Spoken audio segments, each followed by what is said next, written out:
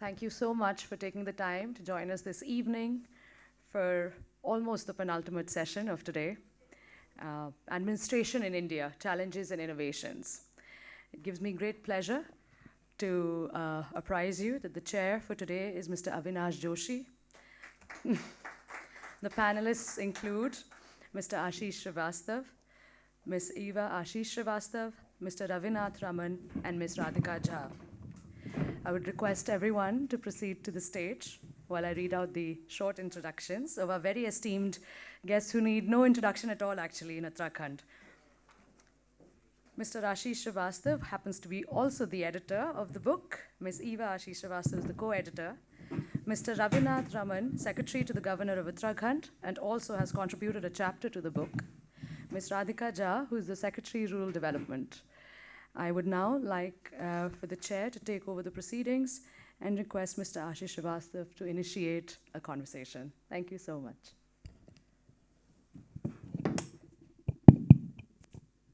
Good afternoon. Very warm welcome to all present in this audience as well as the esteemed panelists. I heartily welcome Radhika Jha ma'am, and I really recall my association with her when I was with the Uttarakhand Jal Vidyut Nigam. She was our secretary. Indeed, my pleasure to welcome you, ma'am. Ravi Raman Sahab, he's a 2002 batch IS officer and very learned one of the officers of Uttarakhand government and contributor to this special book which was inaugurated in the morning today by the governor. It need very few copies were available, and I was told yesterday that I was to moderate this session. And thank you so much, Sanjeev, for giving me this opportunity. Indeed, it's a pleasure. And my gratitude and congratulations to Ashish ji and Eva. In fact, whatever little I could read yesterday was amazing and awesome. In fact, I was just thinking why this book on administration has not come so far. 75 years, this country has passed through several phases, be it the 1971 war, 2013 floods, now the calamity in Uttarkashi, all highs and lows in the country, and various different patterns of administration being seen. Ours being a hill state, slightly the situation, the conditions, the ecology is different, and the ways we run this state and in line with the other states which are hill states, it is governance is slightly different. I could see a couple of the chapters, one written by Ravinath Ramanji, and that was about the Badrinath Kedarnath Samiti. An act was passed in 2019, am I right, sir? 2020, and it was regulating the finances of the Char Dham. And somehow, due to the extreme pressure and opposition of the pujaris or the heads of these sanstans, somehow, and because of the political cloud, it was to be withdrawn in 2021. And in fact, Ravinathji will be sharing his experience of how that act was enacted and it was to be repealed. And there are several other stories. In fact, Sanjeevji has also written a chapter in this book about his experiences. And Ashishji and Ivaji, in fact, she was the DM Tihri also. I was just talking to her that. So it was a wonderful reunion without taking much of time because there is a time limit. I'll request Ashish Srivastava ji to familiarize us with the book. Thank you. Please, over to you. So very good evening to all of you. First of all, I am grateful to Sanjeev sir for giving us this opportunity to discuss the book. And I am also thankful to ma'am, Radhika ma'am and Raman sir Um they are the continuous, like, no, supervising and giving me guidance for entire my administrative work, and I have learned so many things from them. The book actually, when we were thinking about editing the book, uh, so we thought, because I have earlier edited a book in my previous profession when I was assistant professor in Banaras Hindu University from the same publication, Taylor and Francis. But after that, when we were discussing about with Eva, I was discussing with Eva like what type of book or something which we should do. And that time, actually, we were going for our study leave. So I was going for masters in urban development in Netherlands, and then we decided to do it. And then I discussed this thought with Sir, like I want to do some book, and he told immediately that I will write one chapter in that, and that was like a big encouragement, like the idea is actually worth of something. And then we actually communicated with many contributors. So this book actually have many senior bureaucrats like Sir to the mid-career professionals like us. Sir has contributed his experience, and likewise Salis Bagoli Sir has contributed his experience. Similarly, many other non-IS officers who have already contributed in the service of society, like Yugal Joshi ji, he was actually that time director in Swachh Bharat Mission, so he has contributed. Like Prasanna Salian Saab, he's from Economic Service and right now director in Ministry of Finance. He has contributed about how India is actually tapping the potential of multinational development banks, and how the development is we can do actually. Parag sir has contributed about his experience while they were he was here with Sir for establishment of industrial areas in newly carved state. And similarly, the many academicians also, like Professor Sahai has contributed about his experience in tribal development and tribal administration in India, starting from the British rule to the present time. And he is actually authority in anthropology, and especially in Andaman Nicobar tribal development and tribal affairs. Similarly, a professor from IIT Madras, he has actually, his research is based on PPP, how to manage PPP. And the irony of the PPP projects are basically India is number one in signing PPP agreement. But we are not doing very good in execution of PPP. So that is his experience. He has actually written many things about why we are failing into this. And Professor Salian from IIM Indore, he has also written chapter in this and about public service delivery and use of technology in public service delivery. And similarly, Akhilesh Srivastava, he is actually a technocrat. Earlier he was with NHAI. He was the one who actually started FASTag. We know FASTag, revolution in toll management in our country, and how the road infrastructure is coming up because of this, like a private sector and government sector participation. So he has contributed his experience. Since I am, and myself and Eva is editor, so we have contributed about urban development. My experience, why India is doing some part of urban development very properly, but others we are lacking miserably. And similarly, the disaster management and urban institutions, because cities are actually very much prone to disasters. So this is all. I just want to, from my side, I just want to read actually start of the introduction, and which is actually selected and extracted by Utpal sir in his foreword also.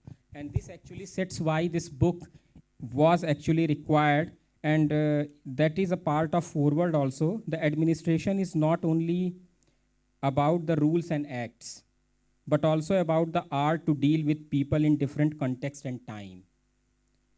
The rules and acts can be studied and applied in many facets of public administration, but the art of public management and leadership come from the experience as well as the failure and success of the administrator.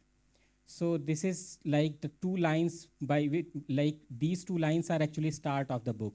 In morning I read one quote of the Honorable Prime Minister, which is we have actually, that is basically the motto behind it, why we have contributed, we thought to edit this book. And another thing is like, that is the actually basis for structuring of this book. And I again quote is, India is undergoing profound transformation. We are today the fastest growing economy in the world. We want the Indian economy to be driven by smart and sustainable cities, robust farm sector, vibrant manufacturing and dynamic service sector. And its engine to run on world-class network of rail, road, airport and digital connectivity. I unquote, and therefore, because of this quote, we divided the book into three sectors, like social sector, second is infrastructure and economy sector, and third is public service delivery and e-governance. So that is from my side. Thank you. I will now request Ravinath Ramanji to throw light on the chapter and apprise us about how it took place. Thank you, Dr. Joshi. Dr. Joshi, Dr. Sanjeev Chopra ji, who is just left us now. Radhika ma'am, Ashish, Dr. Ashish Srivastava, Eva Srivastava, all dignitaries, guests present here today. When Ashish had initially planned to write this, to edit the book, I received a phone call from him and he said, "Sir, हम इस तरह से एक book plan कर रहे हैं, मैं और ईवा, तो आप एक इसके लिए चैप्टर लिखिए." एंड ही सजेस्टेड, आपका रेवेन्यू डिपार्टमेंट में बहुत ज़बरदस्त आपकी पकड़ है, आप बहुत सारा डिस्ट्रिक्ट एडमिनिस्ट्रेशन और डिविजनल एडमिनिस्ट्रेशन में आप रहे हैं, तो आप रेवेन्यू पे कोई एक चैप्टर लिखिए. तो आई आस्क्ड आशीष कि व्हाट इज़ द टॉपिक, आप किस चीज़ पे कर रहे हैं. तो he said it is administration in India, challenges and innovations. So then the thought occurred to me, because there are so many things which happen in innovations. Everybody always wants to talk about successes. I had this a particular pain in myself regarding this Devasthanam board. So I thought that this could be a good opportunity when we are talking about challenges. Why not talk about the Devasthanam board, which I personally feel was a very excellent piece of legislation, which was a very forward-looking, a very advanced piece of legislation, which took all the best parts of many other legislations of management of religious boards in the country, like Tirupati Tirumala Devasthanams, the Vaishno Devi Shrine Board, then the Shirdi Sai Baba Shrine Board. So all the beautiful pieces of this legislations were all culled together, and parts of this legislation were taken together, and this legislation had come up. But then yet the whole experiment failed. So this was something which I wanted, and because when we are talking about challenges, I also it was my personal endeavor that I should bring forward an experience where everybody talks about successes. I should talk about why an excellent piece of legislation and a very forward-looking initiative of the government, why did it fail? So that was how this concept of the chapter came about. So then I discussed with Ashish, and he said, yes sir, this would be a very good thing to write for the book. So then that is how this was the genesis for the writing of the chapter. So basically, because as I said, that this was very close to my heart. The whole thing was that this act, when it came, I was when this act was getting formulated, and when there was a political consensus to bring about this act, I was at that time not in India. I was doing my studies in Oxford. When I came back to India, I was incidentally given the charge of the Divisional Commissioner of Garhwal. And when this act came into force in January of 2020, the Divisional Commissioner, because the Divisional Commissioner also happens to be the chairperson of the Yatra Sangathan Board, the Yatra Prashasan, which is a very old entity which is there from the times of UP government since 1989. So incidentally, it was thought that the Divisional Commissioner should be given the first charge. So that is how I became the first CEO of the Devasthanam Board. And naturally, since this was a paradigm shift, this was a huge shift in the way things were going to be dealt with in the administration of the religious shrines, the 4 Char Dhams. So obviously, it was a very big opportunity. It was also a very challenging opportunity for me. So I accepted the challenge, and that is how the board came into existence. I'll just give a brief about the board. The board was to be chaired by the chief minister of the state. The chief minister of the state was the chairperson. The religious affairs minister was the vice chairperson, and the divisional commissioner was the CEO. But that it was not necessary. The act said that any senior IS officer of the super time scale could be the chief executive officer of the board. Then additionally, it had the chief secretary, the secretary of tourism department, the secretary of finance department as ex officio members, and also it had a number of people from the public representatives, like 2 members from the parliament, 2 esteemed members from the parliament, 6 members from the state legislative assembly, the erstwhile Maharaja of Teri, he was also a designated member, and some industrialists who were traditionally used to contribute to the development of the shrines. So this was how the act and the board came into being. Now, naturally, when the board came into being, this was in the year 2020, the immediate challenge was the COVID, because as you know, in 2020, the first phase of COVID that came into being, and everybody was like, nobody knew how to face the epidemic or the pandemic. And naturally, because there were religious sensitivities which were involved with this particular thing, the portals of the board, the portals of the temples had to be opened on a particular period of time. So that was a major challenge, how to get the Ravals into Uttarakhand, how to get them to Badrinath and Kedarnath, and how to get the portals open. The second challenge, of course, was COVID, because initially there was a national lockdown, but in July when the national lockdown eased out, so bringing the pilgrims also to the shrines was a big challenge, because the biggest challenge before the government was to ensure that the COVID pandemic does not spread into the pilgrims. The third major challenge was the litigations, because this particular development had upset a lot of settled the settled systems. There were a lot of priests who were stakeholders and who had monetary and of course they had the stakes within the various shrines. So obviously what we call as hak hakuk. So these were disturbed, these were unsettled. So there was a lot of opposition, particularly from Gangotri and Yamunotri.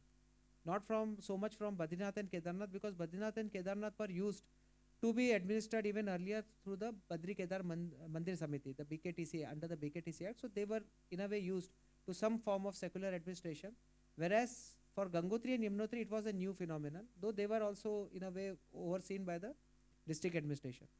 So there were a number of litigations, but somehow the board also overcame those challenges. So this was a very shaky start, but the board did a commendable service in terms of ensuring that the yatra proceeded very smoothly even during the difficult COVID times. There were a lot of initiatives which were taken for the priests, particularly for the families of the priests, for the children. Scholarship schemes were introduced. There were a lot of construction activities which were taken up. But then, according to me, the major issue which cropped up was the hardening of egos, which I have described in quite detail in my chapter. I think that there was not sufficient dialogue before the enactment of this act. I think the government of the day should have engaged in a better way, or probably more, with the priests who obviously livelihood was going to be in a way unsettled by the coming of this act. So I think that was one of the major reasons why it became very increasingly difficult for the board to engage with the priests at a later stage. Though I can definitely tell that there were a lot of political conciliatory measures which were taken even later. But I guess the damage was already done, because there were a number of priests who had already taken a very hardened stance and they were not prepared to budge. And then of course there were a number of other extraneous factors. There were changes, there were rapid changes in the government. So the government of the day changed in March.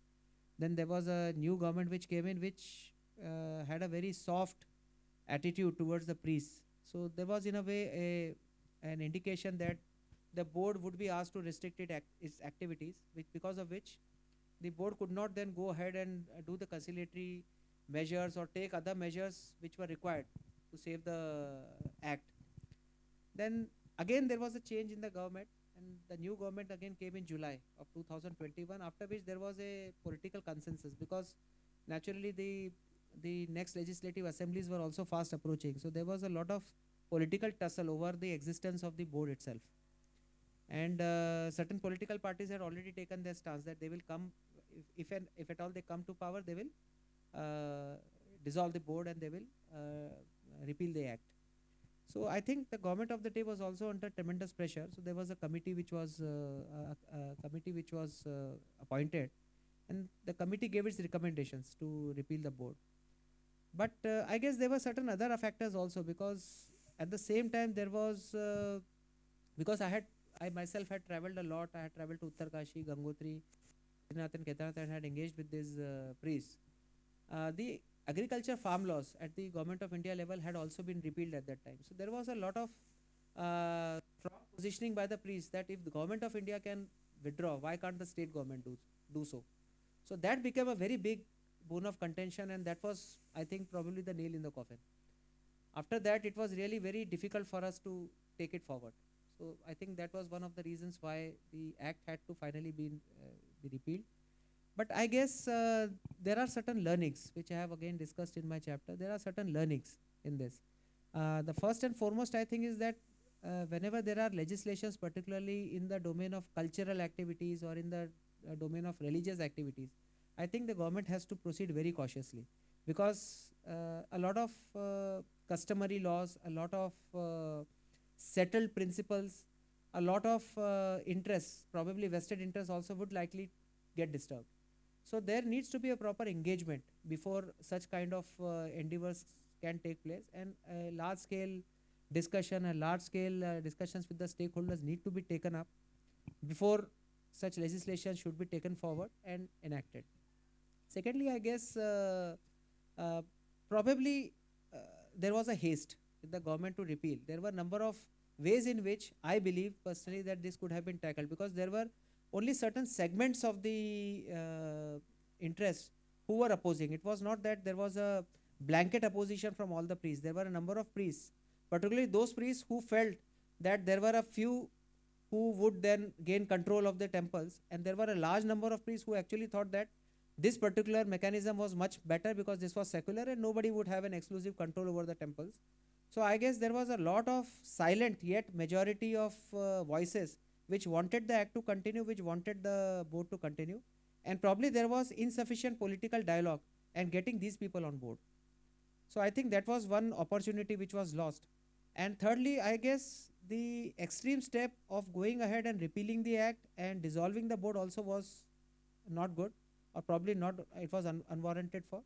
Probably there could have been other measures through which certain segments of those who were opposing could have been satisfied by, say, for example, the maximum opposition that was perceived was from Gangotri. So probably Gangotri could have been left out, and the other temples could have been brought in the fold. And as and when the board would have done its activities and there would have been confidence building over a period of time, I guess the other temples would have definitely come on board. So I guess there are a number of lessons, number of learnings, but certainly any such act again in future, or any such initiative in future, I believe would be very, very challenging, very, very difficult, because again, as I said, since this experience has not been successful, obviously bringing in again a new kind of legislation or such kind of experience once again, or such kind of experiment once again, will have its challenges. I guess there will be a lot of public pressure which needs to be tackled. There will be a lot of opposition which will have to be overcome. So it will be a big challenge, if at all any such possibility is to arise in the future. So this is what I have talked about in my chapter. Thank you very much. Thank you, sir. Thanks a lot. In fact, indeed, I wish to compliment you for sharing all these thoughts in this chapter, because no one shares the failures. And failures ultimately become a stepping stone to success. We can see the case of Chandrayaan 2. After that, we also know the story of Chandrayaan 3, how through innovation and reviewing and retrieving, we could find out where the cause of the failure was. And you have beautifully shared what were the reasons of the failure in very quick succession, the same thing. So many reasons are there which were analyzed after the enactment. So these are the things moving forward. Now we shared some of the challenges. Now coming to innovations, I will request Eva ji to share the innovations. Madam, baad mein.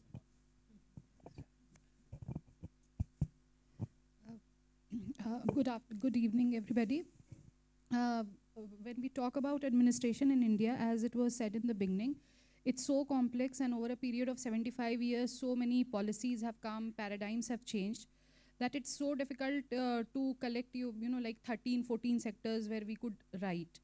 And even if we are writing 10 articles on one sector, it's not enough to, I think, exhaust the entire thing. So generally administrative policies and programs can be divided into like 2-3 categories. One is that it should be administration, the best thing is it should be anticipatory. Like before a problem arises, we should be able to tackle it. We also have many policies and programs like that, like UPI. Nobody thought, even the world over, people were not thinking so much in that direction, but in our country it was done and successfully implemented, and then we showed the way. So all these have been covered in this book. Then secondly, it can be like fixative, that the problems are there, and then we, in many different ways, we try to tackle it, and we try to fix the situation and provide a remedy to the situation. So these things also have been covered in the book. Then challenges part, the failure of many administrative steps, like Devasthanam Board, as sir said, that it failed because of vested interests that time, and not because there was some problem in the policy or the program, but many other things led to the failure. So we tried to cover these things. Now, like I have also contributed an article here, it's related to disaster management. And everybody can relate it.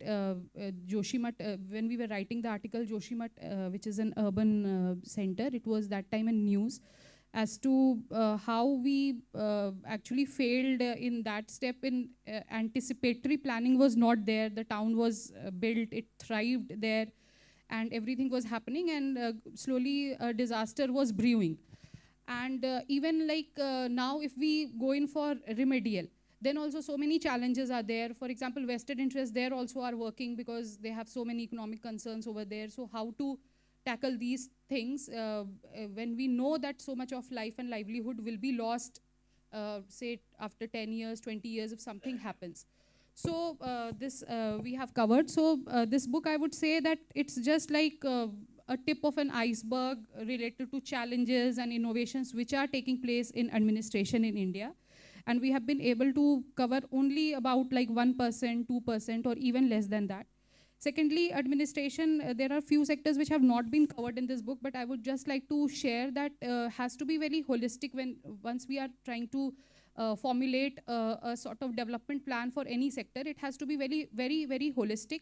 And if we do one thing and don't do the other thing, then the result is like very half-baked. For example, two sectors, I will just give an example which come to my mind from my experiences, though I have not been able to like think so much, what to say, get so much data and all to write about that. But like one example is agricultural sector. If in this state only, which because I have been posted in many hill districts also. So I felt that like we have many programs for how to give farmers seed, fertilizers, so that they can till their land and produce some crops. But when it comes to how to enable them to sell, our policies are very minuscule, very few. I was very surprised when I was just checking, and we have mandis only in the 3 plain districts and nowhere in the hill districts.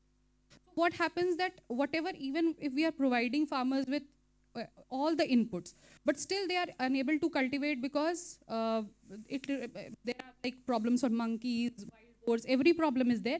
But all these problems are there because the farmer is not very sure that whatever he will be working on his land, he will be Like he will work day and night and get that input thing there in the farm, and he will be able to, he will fight the wild boars and monkeys, but still what will happen once the produce is there, then what will happen? If he finds a random truck coming along the NH, so he will have to at whatever price, he will just have to give that to whosoever middleman is going, and then his produce is gone.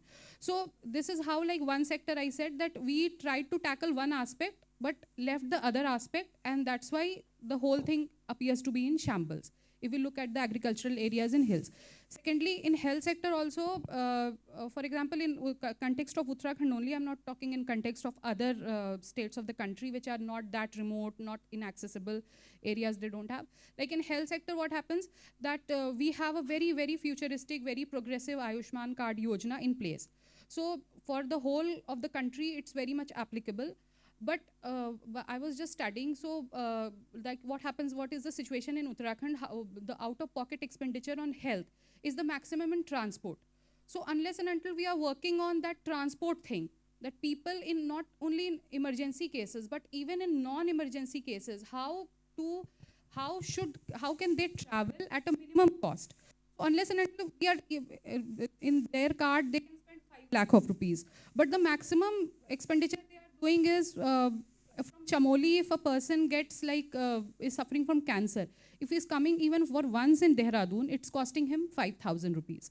So he will come once, he will come twice, though cancer requires to come so frequently, and then after a while he will just give up. So this is like different sectors have so many different sub-sectors, sub-components, and we have to take care of each and every component. And that's why whether the policy or the program is like anticipatory, which I said earlier, or fixative, it has not to be like knee-jerk, hit or miss, but properly planned, and the entire gamut has to be planned. So that's why, like, if we are the co-authors, but like if my like inner feeling is that there's so much to do and so much to bring forth to people, that these are the problems people are, these are the problems these are the challenges which administration, like we go through in administration. And one article one chapter I liked very much was by a very young bureaucrat. She is a 2018 batch, and she wrote about time poverty and social inclusion. So it was also a very new perspective which I found in this book, that women are there, we have, okay, provided employment is there, they are earning also a bit, but the time poverty, like they are, she has given the example of tea plantation in West Bengal. So there they have to work like a bell goes on, and accordingly they have to work, that this is their shift, then the bell goes on, this is their shift. So that bell, that sound of bell, she has said that it's like time poverty thing, because that again, that time left for them to take care of their own health, or for anything they want to do for themselves is so less. So this was also very something which, because we feel that, okay, once a job is given and then health centers are there near about, then it's done. But actually how much time they are having to like avail these facilities is so limited. So this was also a very like illuminating chapter. So in this I will close, and thanks a lot for attending the session. Thank you so much, Eva. In fact, when both of you shared your experiences, you also shared that there are so many more areas to be covered. And today we are blessed to have Radhika ji with us. She was the Secretary Power of Uttarakhand and seen the rapid growth of generation of power projects, commissioning of power projects in India. And I would like to ask one question, I hope. In fact, when we compare the hydropower potential of Himachal, Uttarakhand, it is close to 20,000 megawatt. Whereas when we see the realization of the potential, Himachal has been able to generate 11,500 megawatt of electricity so far, which is more than 50% of the potential. Whereas in Uttarakhand, till now, we are generating 4,200 megawatts only, and there is a very big gap. And there were various reasons, maybe religious reasons, there are a lot of agitations, and many more reasons. But definitely, in order to become Urja Pradesh, we need to realize this power potential. And with her insight and experience in the governance, I'll request ma'am. Thank you so much, Dr. Joshi. And thank you so much, Ravinath Raman, my colleague and friend, Dr. Ashish, Eva. Ladies and gentlemen, I can also see a lot of friends from Secretariat and the press as well. So welcome to the session, please. Towards the end of the session, Dr. Joshi has opened a Pandora's box. So power sector is actually a Pandora's box. Uttarakhand, as he has very rightly said, he worked with me in the power sector, has huge potential, especially in terms of hydropower and even solar. So when I was given the opportunity to work, of course, we did a lot of solar policies, installed around 200 megawatt of power there. But hydro potential is something which he was hinting at, which has not been utilized. So Himachal Pradesh sells power worth 1,000 crores, and we buy power worth 1,000 crores. We are at the same potential, but we haven't managed to realize that potential. So that has, of course, happened because we have the holy river Ganges with us. We have the Himalayan ecology with us. So there have been a number of factors, environmental issues, because of which we haven't managed to do that. But I think we are running out on time. So power sector, we will have to do a session separately, Dr. Joshi. But to wrap up this session on this excellent book called Administration in India, and I would like to compliment both the authors for editing it and for all the excellent authors who have contributed, especially Ravinath, who was talking about the Devasthanam board. I just came back from the London School of Economics, and what I now relate with this book is the triangulation. So we have got articles from bureaucrats, we have got articles from academicians, and we also have articles from the people who worked in the private sector. So India is only going to progress, as Dr. Ashish read about Mr. Modi ji's quote, when all the three sectors, academia, bureaucracy, and technocrats come together. And in conclusion, what Eva very rightly said, policies have to be holistic. So we cannot miss a detail, and they have to be also anticipatory. There are courses in UK which focus on anticipatory policy making, and I happen to do one of them as well. So it's very important that we do detailed planning and focus on the outcome. Like Eva was saying, we are focusing on inputs, giving of seeds, giving of fertilizer. Output is someone doing a produce. What is the outcome? So I think all of us being responsible citizens, we need to focus on outcome of any policy. And finally, I would like to read one thing in the book, which would, of course, be the key take from the book. When you open the book, it says it is dedicated to all unsung heroes of Indian administration. So a lot of times we talk of army, we talk of armed forces, we talk of everyone, but we don't want to talk of people who contribute to the administrative setup of our country. So I would like to once again congratulate and thank all of you for being over here. Thank you. Thank you, ma'am. Questions? हाँ जरूर जरूर. एक question आप पूछें उससे पहले एक question सुबह से बहुत ज़्यादा है कि बुक की कॉपीज़ कैसे अवेलेबल हो सकती हैं, because I have got the 3 complimentary copies of editor. So Eva is still waiting, क्योंकि बुक का इशू ये है कि book has been published by Taylor and Francis group London. तो किताब लंदन की होने की वजह से यहाँ पर उसका थोड़ा सा आउटलेट पर बुक अवेलेबल नहीं होगी. So it's available in all the major online platforms, Amazon, Flipkart, and also the website of the Taylor and Francis group. So वहाँ से book available हो सकती है. And I also request there is a QR code, because this is a global edition. It is very costly. It's 140 pound, almost 14,000 रुपए की किताब है. तो Indian edition will come after some time, and that will be somewhere around 1,500 to 2,000 rupees. तो उसके लिए आप वो वाली एडिशन में then it will be available in all the book, जितना भी हमारे बुक के आउटलेट्स हैं वहाँ पर फिर ये बुक अवेलेबल हो जाएगी. Thank you. Now the question round. आप लोगों में से जो भी सवाल पूछना चाहते हैं, I think we can take 3 questions. एक आध क्वेश्चन तो ले लें मैम. हाँ प्लीज ऐसे ही बोल सकते हो. Thank you very much. This was a very enlightening session. And I worked with ONGC, so we also have lived in Joshimath. The SDM, Mr. Bhavana, used to be in the Sanam committee that time in 70. But anyway, coming to this point, Mr. Ravi Raman, there's always a conflict of public, of vested interest and the futuristic legislation that you want to bring in. And these vested interests will always try to sort of arm twist you not to have a legislation which is for the public good.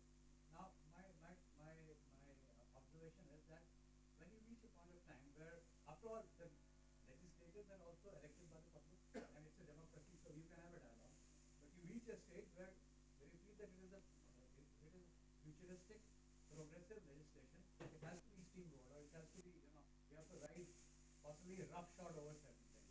So when you reach that point, when either you step back and not let that happen, you succumb to the vested interest.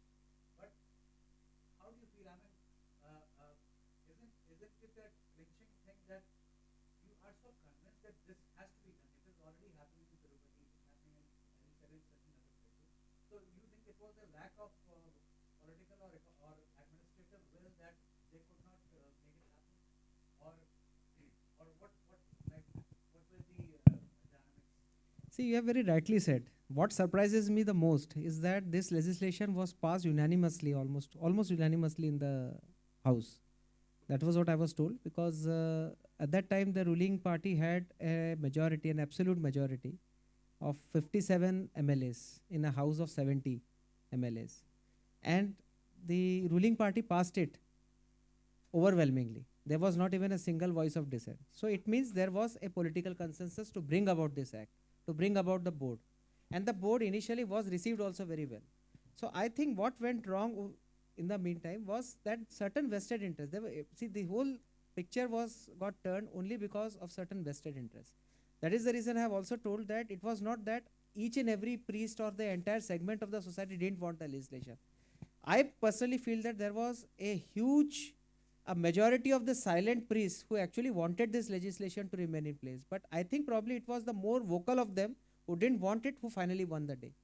So this is, I think, a political failure, because had the government kept its stand, because there were a number of ways, as I have mentioned, I have not, because of paucity of time, I have not discussed it in detail, but I guess because I have written it in my chapter, there were a number of ways in which this situation could have been tackled without compromising or sacrificing the legislation. That is what I strongly feel. There were a number of ways in which this could have been dealt with. I think probably the government went a bit too far. It wanted to make a change in one go. Probably it could have been done step by step. Or secondly, had it even gone in, it could have retracted maybe a couple of steps, maybe 3 steps, rather than going back to square one. So I think probably that is where the whole point was missed. If the government of the day would have treaded cautiously rather than going and committing that, okay, we are rethinking about the act. Because once the government takes a position in public, it becomes very difficult to go back from that position. So I guess that is where this whole problem happened, because there was a change in government. As I said, there was a change in government. So when the new government of the day came in, probably there was a shift in the stance. So once the shift in stance comes, then it becomes very difficult for the government to go back. So I think that is where the... Thank you so much. Thanks the audience also for patient hearing. I wish to thank all the distinguished, esteemed panelists for their active participation. And thank you so much.